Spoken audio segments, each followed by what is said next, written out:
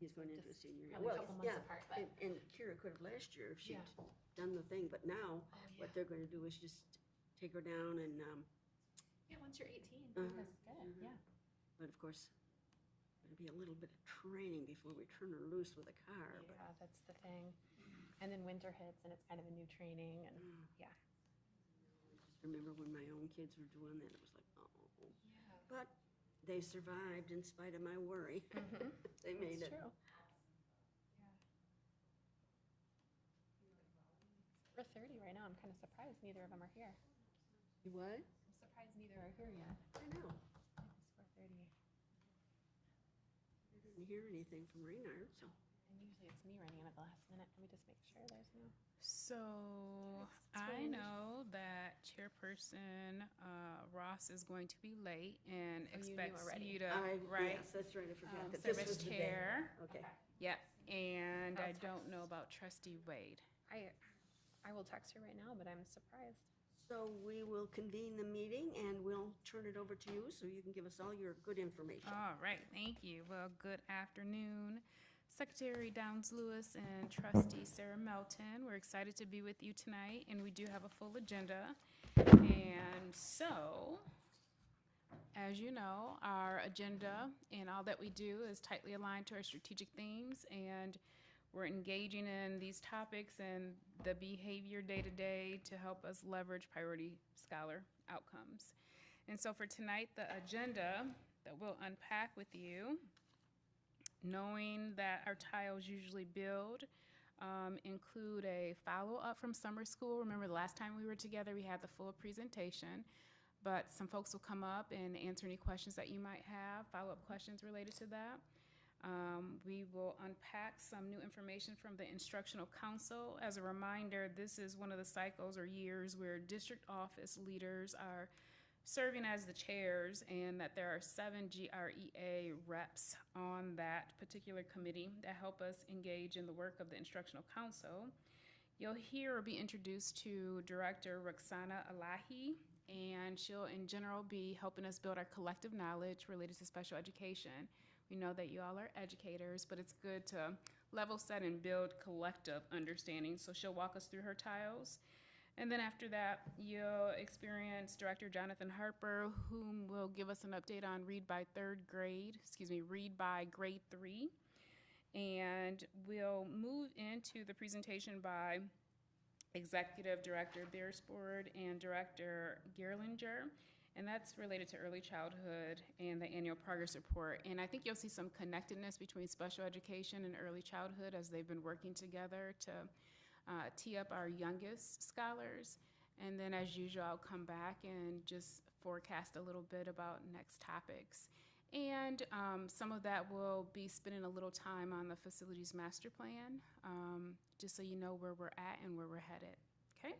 So with that being said, I am going to ask, actually I'll ask Executive Director Mel Atkins and Director Jonathan Harper to come up related to the summer school follow-up.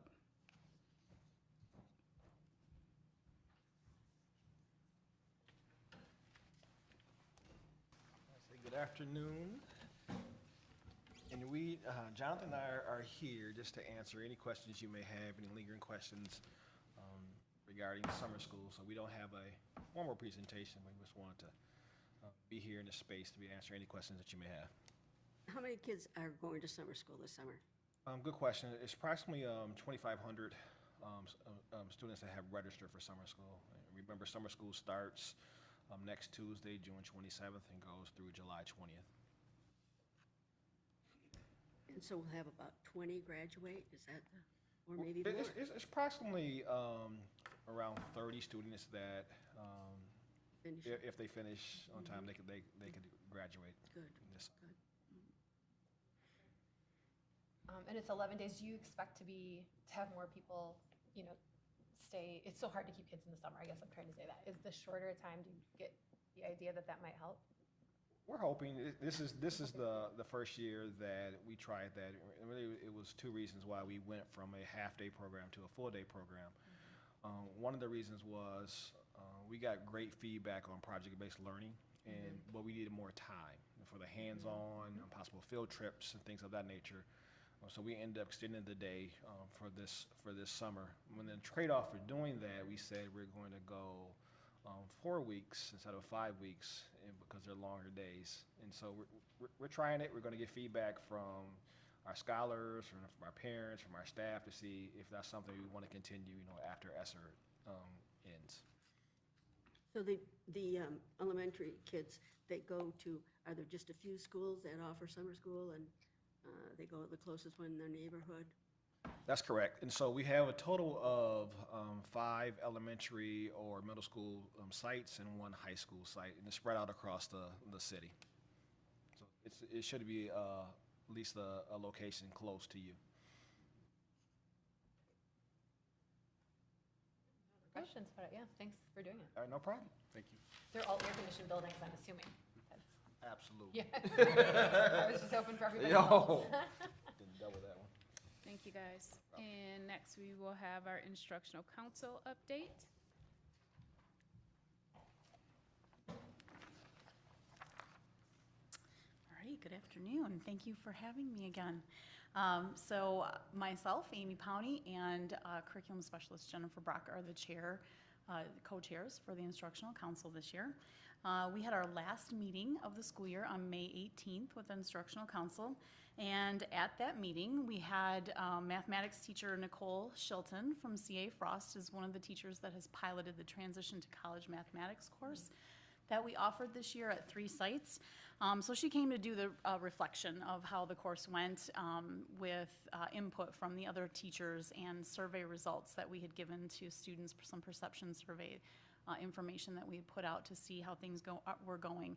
It is part of the course submission process. It's sort of a 3-step process, and the last step is to come back with a reflection to just sort of give an opportunity for us to hear how things went, give support and suggestions if there were issues, and how they might change or tweak the course. Just to Now, is this something that would count for their 4 years of math? Yes, absolutely, absolutely. So this course was created in conjunction with a partnership with GRCC. They had a grant, and actually Mr. Ross, it was through his department that had this grant to work with a partnership high school. And it's based on a framework for a course out of the University of Texas at the Dana Center. And it is a course that's intended to support students who are not meeting SAT benchmarks in mathematics to better prepare them. So it's an option to help better prepare them, so that the goal is then to have less need or eliminate need for remedial coursework when they enter college. And so it focuses on 3 areas. We focused on 3 major areas. So we focused on developing their content knowledge through an application program called ALEX. ALEX is also used at many colleges like GRCC, Ferris, Western as their placement test platform. And so students work in mathematics sort of in areas that they need specifically to develop that content knowledge. They also work then on problem solving and group collaboration skills through learning various problem solving strategies and group work. And then they also work on social emotional academic development skills. So time management, stress management, creating SMART goals, things like that, things that can help them when they get to college, sort of do that self-management piece. So it was sort of a 3-pronged approach within this course. And then, like I said, we gave an end of course perception survey to students, and she shared some of the results that came back from all of the surveys across the 3 classes. And some of the results were over 80% of the scholars felt that ALEX helped them improve their math skills. About 64% felt that it helped them improve their placement test scores. 94% felt that it helped them improve their group and partner collaboration skills. And of the social emotional academic development skills, they thought it best helped prepare them for post-secondary work in areas of growth mindset, time management, note-taking skills, and self-care, stress management. Those were the top areas they identified as being helpful. And then we talked about suggestions students had. So what kind of pushback, so maybe less time on ALEX, but more focused time. So we are sort of working with the college to say, how can we make sure that they're working on the right skills that are really going to impact those placement scores? Things like maybe a wider variety of guest speakers and more field trips to the college. They'd really like to sit in on a college class. they have some rules at CC that won't allow that, so we're trying to think of some alternative ways that we can get student panels and things like that. And part of this partnership was also with one of the professors, mathematics professors, who's now going to be the department chair. So we're hoping to sort of get some more real experiences and real feedback to kids from students that are in college and from the professors that are teaching it. Now, is this something that we might be expanding to all the high schools? That is the hope, yes. So for this next year, we're still doing it in the 3 schools. We're trying to tweak the things that we talked about improving upon and things like that. And then there's discussion that we then What would. schools our were hope. they? It was at CA Frost, it was at UPrep, and it was also at Union High School. Yep. So what's the replacing? Typically, what would those students have taken Yeah, otherwise? so a lot of times with our fourth year math class, a lot of our students, if they're not in a sort of a STEM field pathway Yeah. and they don't take pre-calculus or AP statistics, they take financial literacy. And financial literacy, as we know, is going to become a graduation requirement, a half credit of it. And we're going to have some alternative ways that that's going to fit, obviously have to fit into everyone's schedule. And it's a really important class, but it often doesn't hit on the math content needed for college entry. So it's not just the level of the skills needed for it, it's kind of a different, way of thinking and doing math than college entry. Kids were able to use that financial literacy as one of their math credits? Yes, yep, it's still allowed to be part of the math credits toward graduation, correct.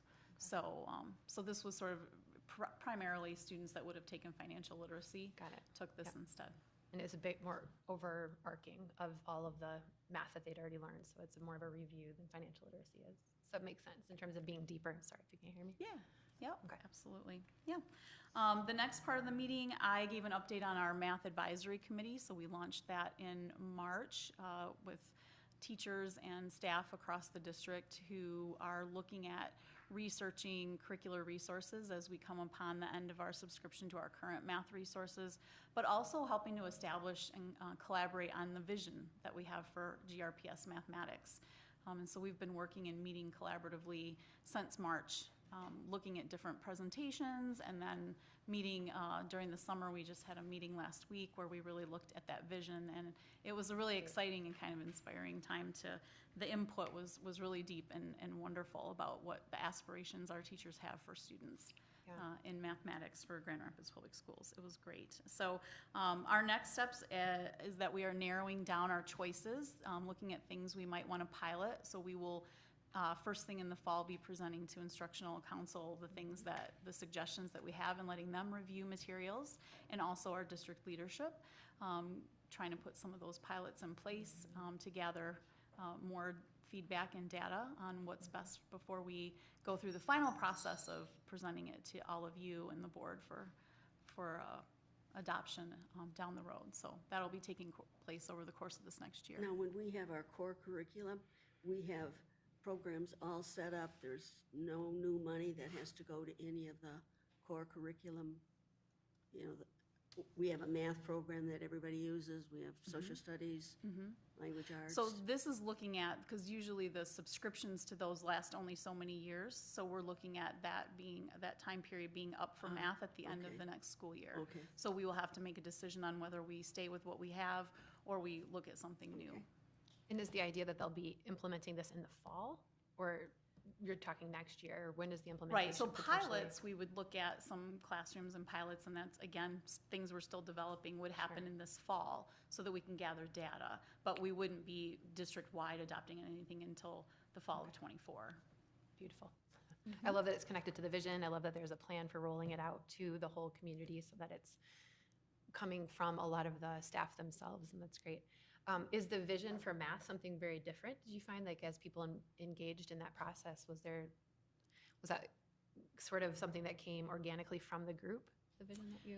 Yeah, and so Established? I Yeah. gave them some ideas that I had put together as, a starting point, but they pushed back, and we had a great discussion of, the language and what we want, and they've even suggested that we add to it in the sense of having a piece that talks about then, if this is our vision, then what must teachers do? What must be in place for this to be enacted?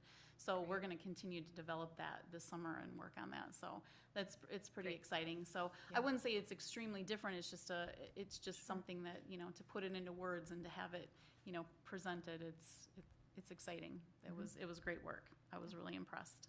I should also say about the transition to college mathematics, I just want to give a shout out to the teachers that piloted that, because Yeah. not only did they meet with me quarterly as a PLC to go over and, tweak the planning and do the planning, they on their own chose to meet as a cohort of teachers bi-weekly. They would get up early in the morning and meet through a Zoom meeting because it was that important to them to do the planning and implementation of this course in a really effective way. So I just have to say that because it was done really, really well, and they were really dedicated, and that's just exciting. We have a high-quality staff in our district. The last part was me just sharing, we introduced and welcomed some new staff. So Jessica Vander Ark, our new science curriculum supervisor, who I think is out here in the audience. We welcomed her, as well as Kalita Moore, who is the new Equity and Inclusion Program Coordinator. So we wanted to make sure everyone on the council was aware of district and GREA, and then establish the schedule for next year. And the teachers that are on that committee, they're both elementary and secondary teachers? Okay. And is it, they volunteer to be on it, or? Usually they work that out with GREA, so the GREA president recommends, I'm sure that they collaborate on who, and people that are interested in doing it, or he reaches out to people. But they make that decision and appoint their people. Great, that's great work. I love it. Any other Thank you. questions? Yeah, Thank great, you. thank you. Thank you. I'll interrupt to say Ari's car is in the shop. Literally, she's dealing with it right now. So she texted Raynard not realizing that he wasn't here. So I'm apologizing for Ari, Thank you. Miss Wade, right now. Mhm. And next we will have our special education brief. Good afternoon. Good afternoon. I'm excited to be here with you today and share a little bit about just the work that we do in special education and a little bit about my heart. So special education really is tied to a couple of our priorities. We look at our strategic theme number 3, and we think about ensuring equitable access to outcomes. It's particularly important when we think about scholars with disabilities, right? That directly ties to when we think about least restrictive environment, and we'll dig into that a little bit later. And then priority or strategic theme number 4, which is also enhancing curriculum and program opportunities. Again, when we think about offering educational opportunities for scholars with disabilities, that really identifies well with a free and appropriate public education for all scholars. So those are the 2 priority themes that we'll talk about today. And again, I know Dr. Lovelady Mitchell mentioned this already, but we're here today to create mutual understanding. I know both of you have a long history in education and sitting on the board, and we're not here to downplay that, but rather create a mutual understanding as we move forward and look for ways that we can work mutually together. So with that in mind, I'm going to dig into really just understanding the IEP as a whole. So as we think about IEPs, there's a lot of acronyms, and I know there's a lot. So if I slip into the acronym world, please forgive me. I try to stop myself because it's like a whole nother language. But when we think about special education, we know that we are governed by 3 major entities. One is the IDEA, which is the Individuals with Disabilities Act. Then that informs what happens at the state level, which is MARS, otherwise known as the Michigan Administrative Rules for Special Education. And then it comes down to the local entity, which is in our county, Kent County Special Education Plan. And so those are the 3 entities that we have to work within in order to ensure that we are providing adequately for scholars with disabilities. There are 2 primary tenets that we think about when we look at this, and there's a lot that goes beyond that, but these are the 2 primary. We have to offer a free and appropriate public education in the least restrictive environment. Those are the 2 major things that should guide all of our decision making. And so you'll see kind of the verbiage over here on the right side of the screen that really boils down like to the maximum extent appropriate, that we are addressing the scholars' needs alongside of their non-disabled peers. And that's the bottom line. So that is the premise that we work from. As we think about that, there's a host of, and I think this slide was meant to transition, so there's a lot of words on here, so I apologize for that, but the IEP process is really meant to serve as a means of communication between the parents, the guardians, and the school community, right? So we want to make sure that there's consistent communication, so it serves for that purpose. We also know that it's a mutual understanding of what the disability is. And so the IEP pulls out that data and allows us to understand what is the needs of the scholar and how do we create a plan that best addresses that. It's a measure, and I'm not reading from the slides directly, but you'll get my point. It's a measure for addressing how we monitor progress, right? That's important. So we can look for those successes and build off of them, and then look for those areas where we need to do better.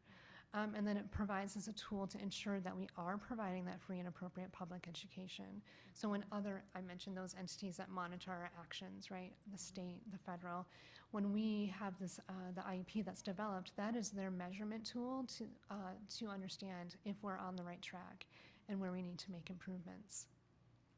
Now, may I ask a question? If you, I can understand these IEPs and you're working with a teacher and the kid is in a self-contained classroom, but what about kids maybe at the middle or senior high school where they are not in that type of a situation and they may have 5 or 6 teachers a day? Who is responsible for seeing that the IEP is So met? each student will have what's called a case manager. And so it's primarily the case manager's responsibility to oversee what's happening for that scholar. So as we get into this a little bit further, you'll see the different categories of eligibility. And so there may be students that have, let's say, a specific learning disability, otherwise known as SLD. And so that might be a resource room teacher that oversees that. We may have scholars with a speech and language impairment. That would be then the speech and language pathologist that oversees that. So it really comes back to the individual needs of the scholar.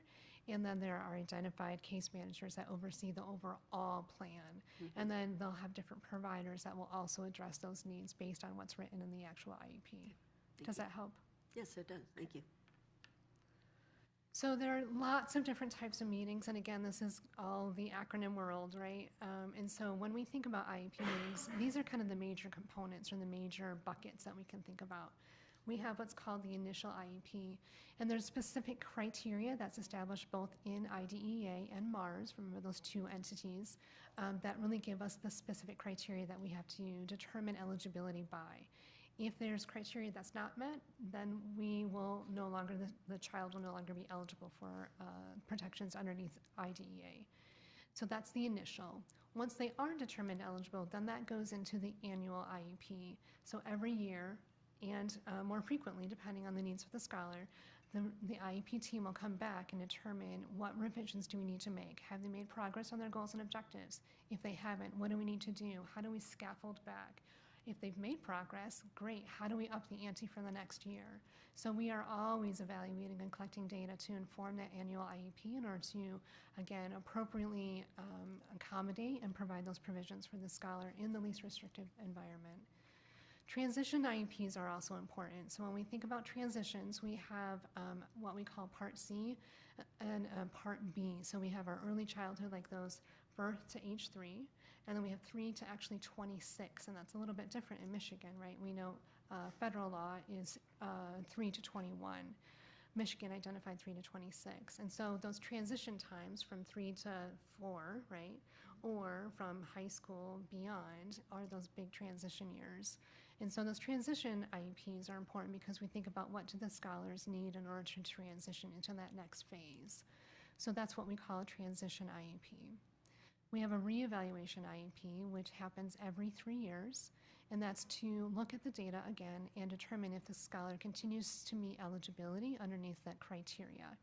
Sometimes there's not a lot of change, right, because the scholar is still eligible. We think about a scholar maybe with a cognitive impairment. Once a scholar is identified with a cognitive impairment, they can make progress, and there are times where they may not be eligible, but most times they'll stay within that category. However, a scholar with a specific learning disability, we might find that they are able to make progress with the right accommodations and supports, and they may no longer be determined eligible. So reevaluations are important. They can be done every 3 years and more frequently if we determine that that's needed. An amendment or an addendum, addendum's kind of old language, amendment's more appropriate now, and that can be called at any time. So if there's a need to make a revision to a goal and or objective, if there's a need to change an accommodation, whenever there's a small adjustment is when they would call an amendment or an addendum. And then others fall within that criteria, like a manifestation determination review or any other meeting that we would want to call the team together to make sure we have documentation of the conversation. Any questions on that before I move forward? Okay. I mentioned there are 13 categories of eligibility. You'll see them all here. And again, a child can be found eligible maybe in one category, and then additional data might be gathered and determined eligible in a different category upon that reevaluation. But those are the 13 categories. One that I'll draw your attention to, just because it's often a misconception in speech and language impairment. A lot of times people think, oh, speech and language, that's not special ed, but it really is. And so I think that's a misconception by a lot of people when they don't understand that. And just because a child, let's say, is identified with a hearing impairment, we always have to tie it back to the learning, right? How does that impairment impact their ability to access the general education and learn? And so we'll always see that. I'll call attention also to autism spectrum disorder. There's a lot of prevalence of ASD, right? That's coming about in our day and age. And the important thing to also understand there is that we have a medical diagnosis of ASD, and then we have the educational eligibility of ASD. They often coincide, but sometimes they're different, so that also creates confusion. And again, that goes back to how we are determining eligibility based on IDEA and MARS. So those are the 13 categories that we have to determine eligibility under. LRE, again, that's the least restrictive environment, and that is such an important area that we have to consider. And I say that for a couple of reasons. One is because we know this next year, both the federal and states are looking at LRE more closely. And so they are monitoring for that. And so when we think about how we determine LRE for a student, it's really important, right? We, again, to the maximum extent appropriate, are programming for scholars with disabilities within that general ed setting, not removing them from their typically developing peers. And so it's really important that when we think about how we make those decisions, that we're on the same page. We use data, always data, to make those decisions. Another misconception that I want to draw attention to is that special education is a place. We'll hear that, right? If they're in a self-contained setting, or they're down in the resource room, or other kind of language that we hear around that. And it's not a place, it is really a set of services and supports that are specially designed to address the specific needs of that scholar and their disability. So it's not a where, it's a how. It's a how. So I'll hit on this one more time. So when we think about least restrictive to most restrictive, it's about decreasing services or increasing services. So it really is a continuum. And when we think about it, it's not just one point in the continuum, because there might be times in the year, we know, particularly even students with emotional impairments, they are often triggered by events that have happened in their life, right? And you'll see that ebb and flow of behavior. And so sometimes there's more restrictive needs that happen during the year. And then there are other times when we can get it going and we haven't kind of mellowed out and things are going with the right supports in place and we got our rhythm. And that might be least restrictive. And so it's always thinking about that least restrictive to most restrictive and being really intentional about using data to make those decisions. Have you seen since the pandemic that more kids are being identified as special ed kids? I would have to go back and look at the actual data to for sure say that with 100%. Do I have a hunch that there's more students that struggle, particularly with emotional component?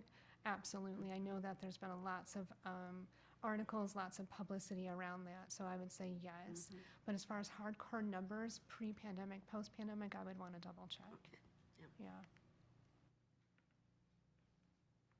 SDI, or specially designed instruction, is kind of the cornerstone of special education, right? It's not meant to, I know I mentioned I oversee Section 504 as well, and specially designed instruction is a step beyond, right? It is really designing that instruction intentionally to address the needs of that scholar based on their disability. So it is not just an accommodation, it's not just a separate place to take a test, right? It is specially designing that content, that methodology, that delivery of instruction, that those tools that really are meant to address the needs of that scholar. And that is what each and every special educator, so not just our teacher, but our speech paths, our social workers, our OTs, that is all specially designed instruction.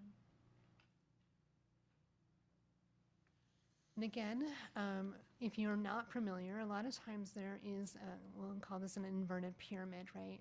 And we go from that most restrictive to least restrictive. And the uniqueness about Grand Rapids is that we actually, with the exception of center-based programs, which we used to house, have every other program within our four walls, so to speak, right?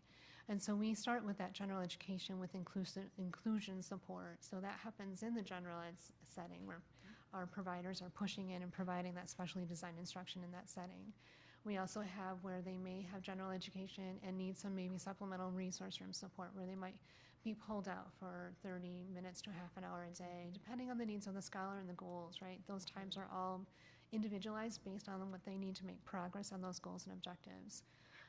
And then we have core content that might be provided in the resource room setting. So instead of just coming out for a 30-minute extra support, it might be I have a very specific need within math, and so my instruction for that math content needs to happen in a resource room. We have our self-contained programs. So in our district, we have our EI programs, our ASD programs, our CI programs. So we have programs where students with more significant needs are then placed into those programs. Our intent with those programs is always still to push into the general ed classrooms. So we may see that happen where they are pushing into perhaps a specials class. It might be lunch and recess. It might be a social studies class or a science class. We look for those opportunities where the scholar can be most successful and provide the necessary supports in order for them to do that. And then lastly, we have our center-based programs, and those are now, as you know, contained at the ISD. And so there's very specific criteria with which we have to follow when we make those individualized decisions. And with the ISD, we have a partnership where we have to present information and data, and there's a back and forth dialogue about the appropriateness of that fit. Generally, those kids come in as pretty special, severely special, because they go to the center-based programs first, right? But just with our blessing, is that how it goes? Not necessarily. No. It really, so I'll walk you through just briefly a situation. We had a scholar in Union in the ASD program there, and the needs of her disability just kept increasing throughout the year, both from a safety standpoint and an educational standpoint. And so it really was, some of that was environment that the ISD program could provide, as well as the specific instruction that needed to happen in that environment. And so it's complex. I would say that as the ISD and the local districts have worked closely together, we're recognizing that there's less of a need for that center-based program, and that kids that may have been in that program in the past are actually within our locals now. And so going back to that least restricted environment, part of the work that we do on a day in, day out basis is reducing and getting rid of that stigma that's often associated with, special kids Sure. that go there. And so it's really, that's hard work, because when you think about the history of special ed and how long it's even been around, I mean, the first IEP I wrote was on duplicate paper, and now it's, it's all electronic. And so the evolution of special ed and our understanding around disabilities, I think, has greatly changed and evolved. And so that also comes with a change in mindset for the leaders and adults that we work with.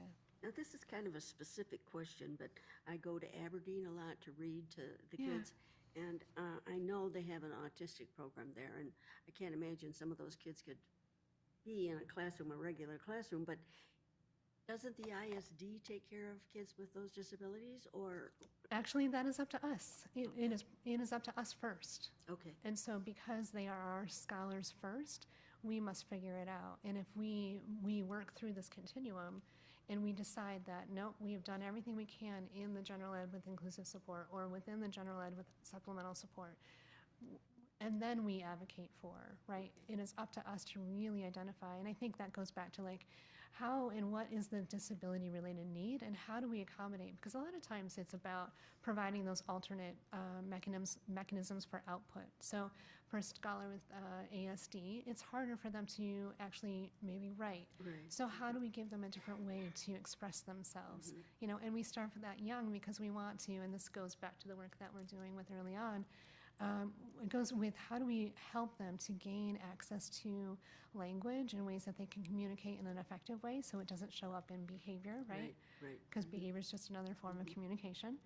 And so how do we start to embed those skill sets when they're young in order for them to grow and develop and be able to access that in a different way than maybe a traditionally developing peer might be able to. So it really is that specially designed instruction that we start at that early on age and then watch them evolve and grow and increase where we need to, change where we need to. So it's not just that they can't do it there, they have to go somewhere else, so that we do it here and we figure out how to do that. Yeah. So are there kids that are just obviously going to be in the center-based programs? I mean, there probably are some, and that's a very careful answer that I'm giving you because I want to be careful about that, right? I always want to go back to look at the data, to look at our understanding. I know there's when we make decisions around least restrictive environment, it is up to us to look at that progress and goals and objectives. And the progress and the goals and objectives are based on their needs, not necessarily what's happening in the general ed setting, because we want them to make growth, to make that incremental growth that will happen to get them closer to what's going on as it relates to their peers and their learning, but it is still individually based. Okay. Good questions. So in Grand Rapids, this is just a summary slide, and this is from my school data, and everyone has access to this, but it shows you, based on 22-23 demographics, we have a total head count of 2,330 students with disabilities, and that's a 15.6% rate. If you look at the ISD overall rate, they're at 13.3%. The national average is between, I think, 12 and 13%. So we're just a little bit higher than the average. I think there's some work that we can do there to understand where those numbers are coming from. And then the chart below that, you see the actual breakdown in the different disability categories and how those scholars fall within that to make up that total percentage.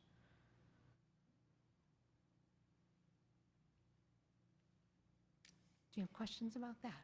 Where would ADD and those kinds of things, where would that fall? I don't see that in the, Yep, that would fall underneath otherwise health impaired. oh, okay. So otherwise health impaired is a category that catches some of those Everything things else. that, yeah, right, otherwise health impaired. And so that's often where you'll find the scholars with ADHD or some other medically diagnosed Right, disability, yep. I think that's what I have for you today. Do you have any other questions Thank for you me? very much. No, I'm just very much in touch with the idea that these are all requirements and really, high level plans and systems that you have in place. And then what often stops it is staff, just not having enough staff. I mean, so I just take that as I'm reading your, advocate for allocation of resources.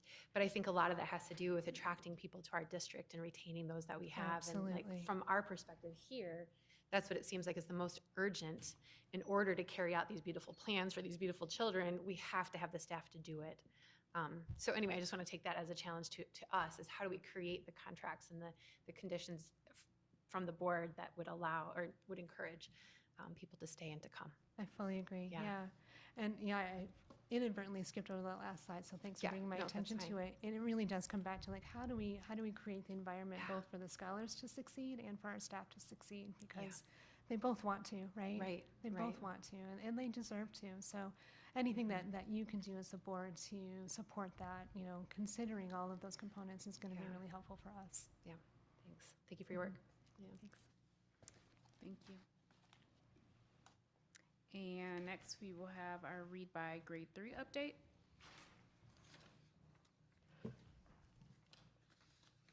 If I may I ask you a question before you get started? Maybe you're going to tell us the answer to this question, but I know that there's legislation that has done away with read by third grade?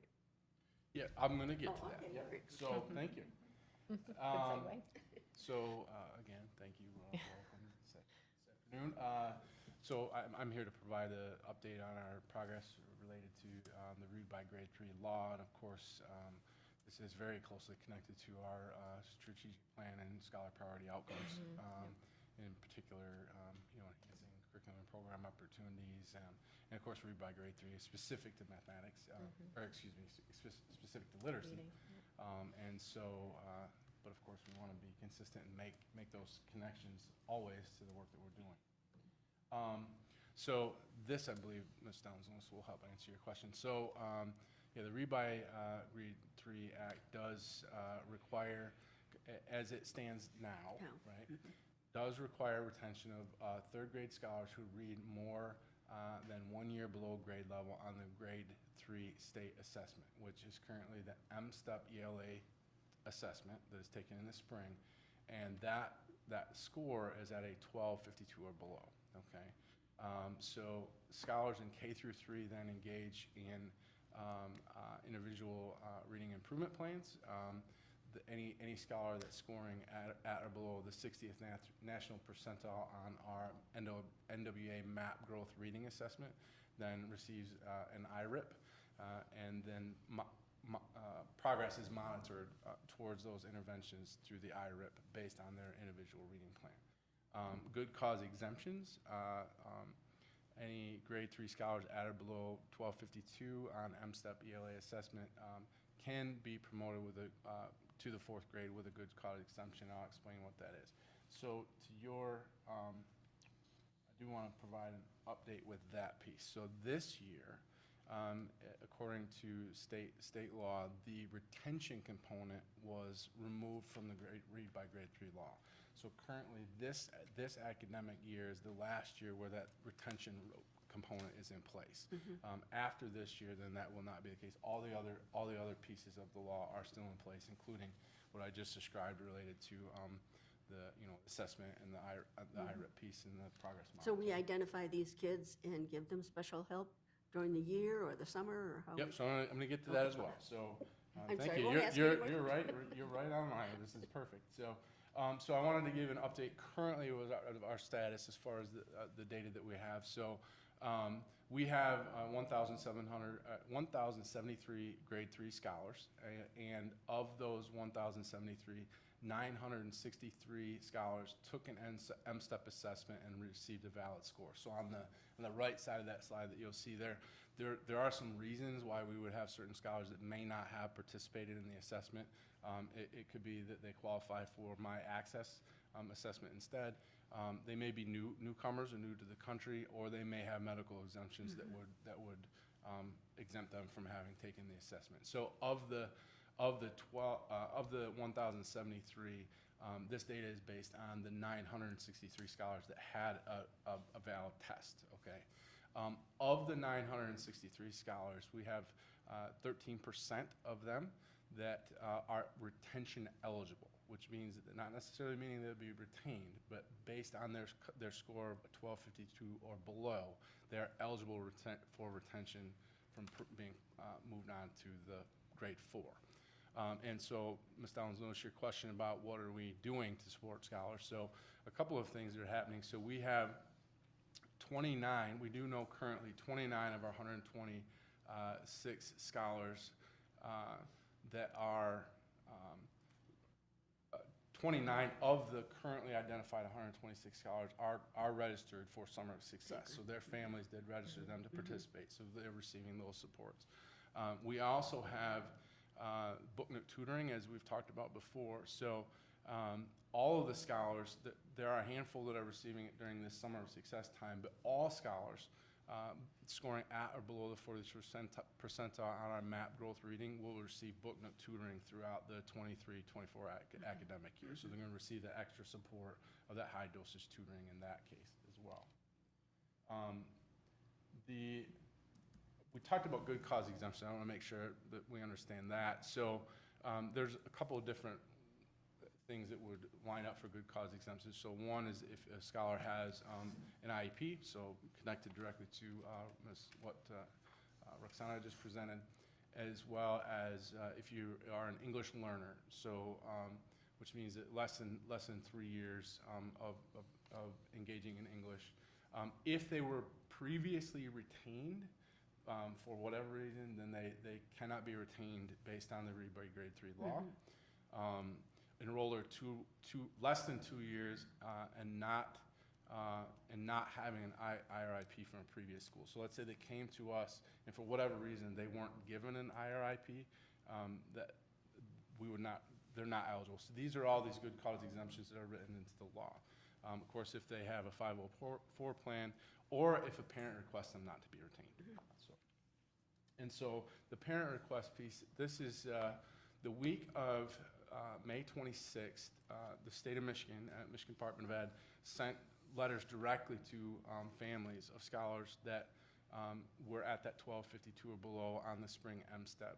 And then following that, GRPS, we sent communications the week of the 29th directly to families related to the expectations and the process for requesting that their scholar not be retained, and you see that language there. So our assessment and evaluation team is closely monitoring responses back from families related to tracking the good cause exemptions and the requests for non-retention. So that due date is 30 days from receipt of the MDE notification, so that would put us this week, actually June 23rd. I do know the Assessment and Evaluation Center update back to our executive leadership this just either yesterday or today with the final update of the families that we still have not heard from, and so we're working very closely to reach directly out to them to follow up with those families as well. You know how many, on average, parents don't want their kids retained? I don't have that data from this year. I know last year I think we had a total of 3.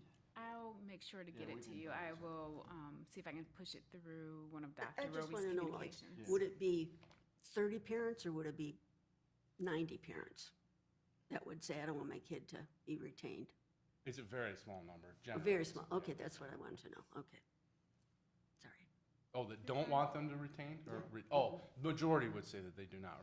Okay. Yeah, and we don't support retention either. That's Right. sorry, I misheard you. Okay. So, yeah, there's a very small number that would say, yes, I do want my scholar retained. Okay. Thank you. Yeah, thank you for your work.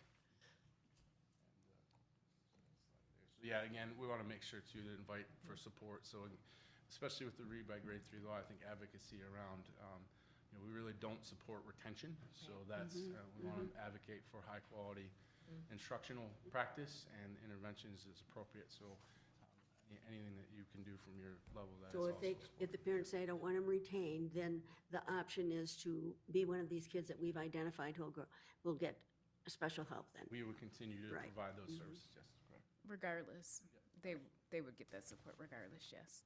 And I still will work to get those numbers to you. Okay? Thank you. And next we will have our early childhood update.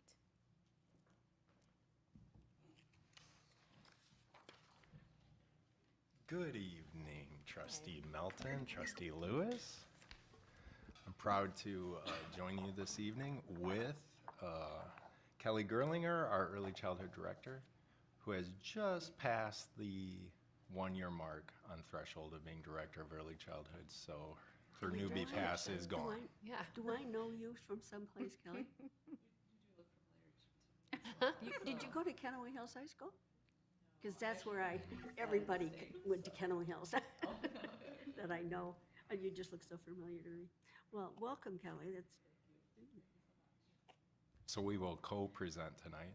Great. And I'll start off by, of course, our early childhood youngest year of learning aligns to the priority outcomes and supports the learning of math, literacy, social skills, their empowerment, belonging to a school community, and agency with voice and choice during 1-hour portions of the day in the morning and afternoon and at recess and whatnot. And then the strategic themes 1, 3, and 4 specifically. So here is a map of our current layout by quadrant of preschool classrooms, and GSRP stands for Great Start Readiness Program, and Ms. Gerlinger will get into a little more details and backgrounds on the grant, the assessment used, the curriculum used, because it is constantly evolving and changing. But what I appreciate about this slide is my historical context that 10 years ago, a third of our elementaries didn't even have a preschool room next to their kindergarten rooms, you know? And 10 years ago, some of this programming was half day and some was full day. And it really, it was not equitable. So we've definitely worked over the last decade to expand it, improve it. And you can see that it's pretty consistent with 9, 9, 9, and 8 spread out across the quadrants of the city. So with that, I will turn it over to give you a little more background on GSRP. I love to see this. I know GSRP is a different program, but I say this all the time. So many people reach out to me for paid programs that are available through preschool. I'd love to start seeing some of this diversity included in our preschool at some point. It'd be really exciting to say in 10 years that we also bring people into our community through preschool. So often they get connected to other buildings and other districts and charters, and this is the way to get so many families. Absolutely, Yeah. absolutely. So just like the special education department, early childhood also speaks in acronyms. So I wanted to share a couple of those with you this evening.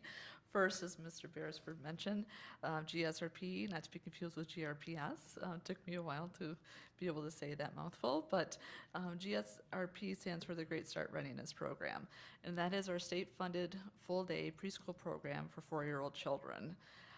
And it's intended for those scholars that will be entering kindergarten that next school year. The Great Start Readiness Program adheres to all standards of the Michigan Department of Education Early Childhood Standards of Quality for Pre-Kindergarten, or also known as ECSQ-PK. All of our GSRP, GRPS, Great Start Readiness Program classrooms also adhere to child care licensing, and that helps us to ensure that we are meeting the health and safety of all of our pre-K scholars. So Connect for Learning, also known as C4L, is the adopted curriculum that the Kent ISD, actually all GSRP classrooms commencing in 2019, 2020 adopted. So it is a curriculum that all of the Great Start Readiness programs use throughout Kent County. It is research-based, and it is rich in science and math content. And interwoven each day, there are literacy and social and emotional opportunities as well. The curriculum is teacher-led and child-directed, and offers a voice and choice to purposeful play each day, maximizing engagement and learning for all. And it also focuses on both the deep vocabulary and exposure to math, science, literacy, and social emotional topics. And then our final acronym that I wanted to share with you this evening is CORE, which stands for Child Observation Record.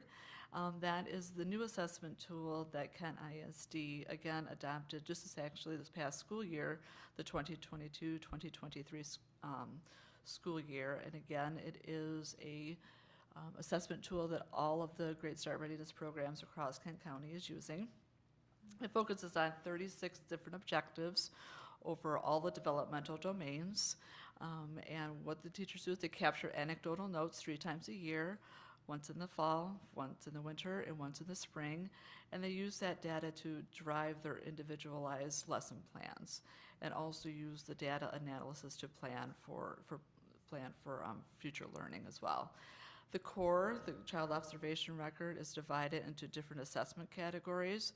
Those include approaches to learning, physical development and health, mathematics, English language learner, social emotional development, language literacy and communication, and creative arts. Because this is a new assessment tool for the entire county, Kent ISD provided grace to staff and allowed for just the approaches to learning, mathematics, social emotional development, and language and literacy communications. So at the next slide, you'll see that those are, the graph focuses on those 4 areas. Just to give you a little bit of background on what each different of the developmental domains encompasses. So in approaches to learning, we have the objectives, initiative and planning, problem solving with materials, reflection. In the social and emotional developmental domain, we have emotions, building relationships with adults, building relationships with other children, conflict resolution, language literacy and communication. The objectives look at listening and comprehension, phonological awareness, alphabetic knowledge, writing, book enjoyment and knowledge. And in the mathematical domain, we look at numbers and counting, geometric shapes and spatial awareness, measurement, pattern, and data analysis. So the 3 different bars in each of the graphs indicate the progress that our pre-scholars made from fall, which is indicated in the blue for period 1. Again, those are anecdotal notes that are captured from the beginning of the school year through the middle of November. The orange bar indicates the progress of the pre-scholars from November to the middle of February, and then the gray indicates the progress the scholars have made since middle of February to the end of the school year. How old are these kids? Are they? 4-year-olds. They're all 4? Yes, they're all 4-year-olds that will be entering kindergarten. We do have some 3-year-olds that enter the program as age waivers, but that is only if we have a space available after all of the spots have been filled by age-eligible 4-year-olds. Any other questions on this data? Thank you.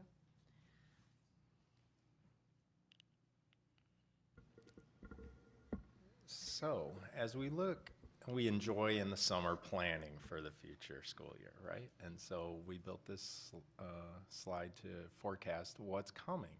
And you'll see that not only do we go up from 535 pre-scholars that were taught this current school year, but we're aiming to teach at least 675 in the coming school year by expanding additional classrooms, 4 additional classrooms, and you'll see 3 out of the 4 are being added into the southeast quadrant purposely in partnership with the Promise Neighborhood Grant, expanding early childhood outcomes, and our repair criteria. So another connection that I make to this is that every quadrant, although it's not labeled, I know it exists. Sibley has an early childhood special ed classroom in between the 2 GSRP classrooms to offer inclusion. So does Buchanan. So does Palmer has an ECSE classroom, and Wellerwood, and then also Dickinson. And so we, the connection to the special ed department's previous report is that we are partnering with them, with our youngest learners every day. We have consistent meetings between the 2 departments to figure out what's our new work, how can we do it better, how can we help those transitions where maybe they learn in their 3-year-old year in an ECSE classroom, early childhood special ed, but then the next year they're 4 and they go to full day in a GSRP classroom right next door. Or possibly they're still 4 and they're in the ECSE classroom, but now for choice time or for small groups times or for large group times, they're coming over into that classroom. And they're able to do that according to the licensing rules. So just trying to find inclusion wins everywhere we can. And as we finish, some ways where we invite you to support us is just to continue to champion, like Trustee Milton was saying, it is such a value for our families at the cost of childcare to understand that they, almost everyone is eligible for GSRP. A decade ago it was way more hinged on qualifying factors and income, but as the GSRP grant has been invested in Lansing, it has been expanded to include all different income ranges, and so just continue to push that if you ever hear of somebody. So still have them apply. Right. Okay. Yeah, I didn't know that. Yeah, And then, of course, we do rounds of enrollment over the summer to select and place into the classrooms those that need it most first, right?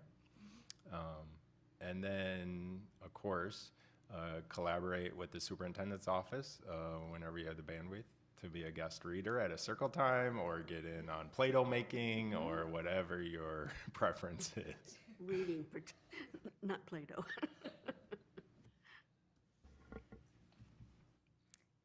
All right. Thank you. Thank you. So, I think before I forecast next steps, a future topic that I know will resurface would be our Reimagining Eureka report. And here you'll be reminded of some of the large themes. And the reason why it's being brought back up today is to say that we have not forgotten the next steps and publishing it again in terms of wanting to either enter Zoom sessions or face-to-face sessions this summer or during the school year for the folks that participated and just getting the data back in front of them in the name of triangulating the data and affirming that the district has crystallized some of their thinking in the report. And then more importantly, being able to collaborate eventually with our staff to identify, to one, unpack what the report says, but then also to identify success criteria in terms of when we identify strategy towards each of these themes, what might success look like? What does it need to look like, sound like, and feel like? So that's why this is anchored here in this particular space. I'm going to go back. In addition to the forecasting of the voices of our champions who were so courageous and vulnerable in sharing future topics that we know will come in front of this particular board are perhaps our attendance initiatives, specifically unpacking some of the affiliations with Attendance Works, some of our middle school STEAM programming, as well as our WMCAT partnership, unpacking more details about that. What questions or comments might you make related to the last couple tiles or future topics?